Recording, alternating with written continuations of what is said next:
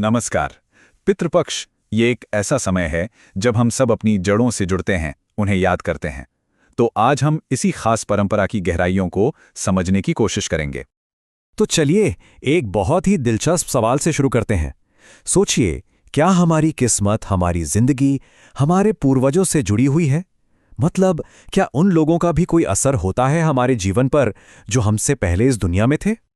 तो सबसे पहले चलिए यही समझते हैं कि यह पितृपक्ष आखिर है क्या।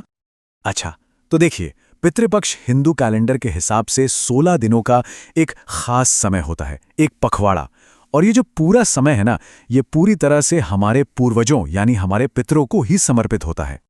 और एक बात समझना बहुत जरूरी है, ये सिर्फ कोई रस्म नहीं है, ये तो एक मौका है अपने पूर्वजों का शुक्रिया अदा करने का, उन्हें याद करने का, और साथ ही ये सुनिश्चित करने का एक आध्यात्मिक तरीका है कि परलोक में उनकी आत्मा को शांति मिले।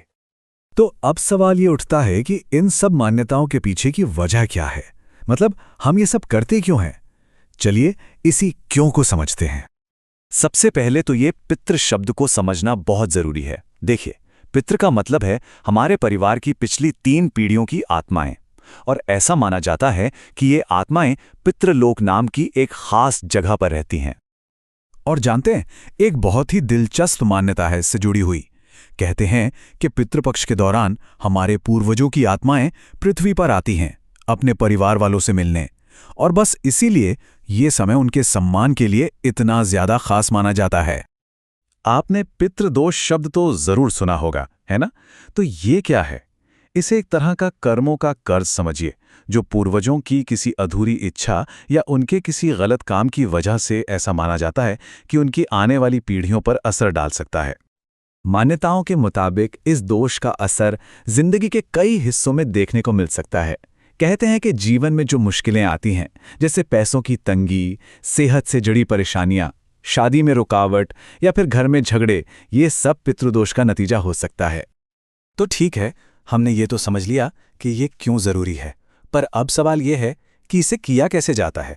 मतलब, पितरों को सम्मान देने के लिए आखिर कौन कौन से अनुष्ठान होते हैं? चलिए देखते हैं। देखिए, सबसे खास रिचुअल्स में से एक है तर्पण।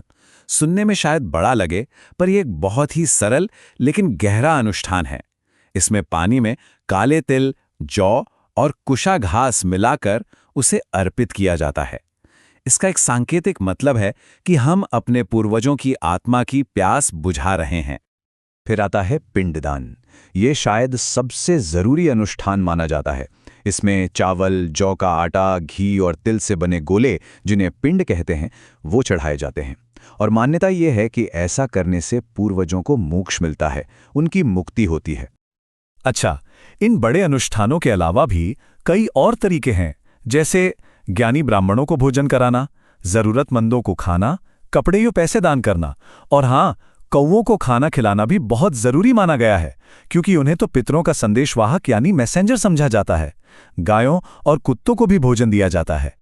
तो इन सब रिचुअल्स और उपायों को करने के पीछे का असली मकसद क्या है?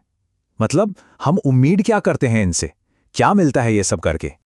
देखिए, ये एक तरह का 2 तरफा रिश्ता है, एक गिव एंड टेक जैसा।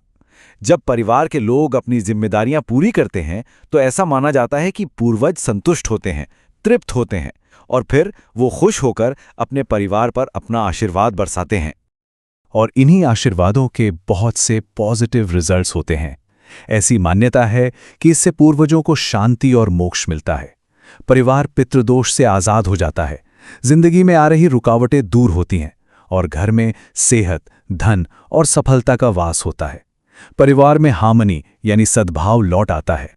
तो आखिर में इस पूरी परंपरा का सार क्या है? ये हमें क्या सिखाती है? देखिए, पितृपक्ष आखिर में हमें यही याद दिलाता है कि हमारा वजूद सिर्फ हमसे नहीं है। ये एक ऐसा पवित्र बंधन है जो समय से भी परे है। एक ऐसी कड़ी जो हमें, यानी आज जो जीवित हैं, उन्हें उन लोगों से जोड़ती है जो हमसे पहले इस दुनिया में आए थे। और ये सब हमें एक सवाल के साथ छोड़ जाता है कि आज की इस मॉडर्न भागदौड़ भरी जिंदगी में किसी को याद रखने और सम्मान देने की ये जो प्राचीन परंपराएं हैं, ये हमें क्या सिखा सकती हैं? सच में ये एक सोचने वाली बात है।